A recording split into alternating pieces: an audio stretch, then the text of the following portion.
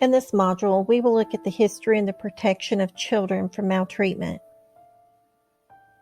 Historically, children were seen as property of their parents. They were sold into slavery, injured, abandoned, and or sacrificed. In previous centuries, children were seen as a financial resource for their family. They would be indentured as apprentices under a tradesman to learn a specific trade.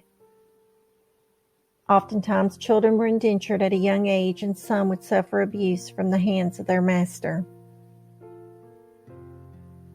During the Industrial Revolution, children worked in factories, long hours, where some children were injured or killed. It was during this time in Chicago that Jane Addams founded a settlement house for immigrants called the Hull House. Jane Addams and the Hull House fought for immigrant children to not be overworked and that their working conditions improve. In the late 1800s, the case of Mary Ellen Wilson sparked recognition of child abuse.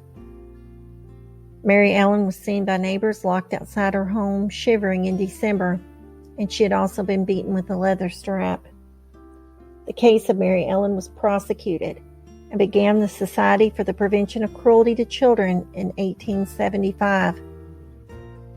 By 1881, the society was given the ability to investigate and prosecute abusive parents. It would be years later when there would be additional changes in society to protect children from abuse. Then in 1974, the Child Abuse Prevention and Treatment Act was passed that established the National Center on Child Abuse and Neglect to help abused and neglected children. Since this act, every state in the U.S. requires child abuse and neglect be reported to a Child Protective Services agency. There are different forms of child maltreatment, such as physical abuse, neglect, sexual abuse,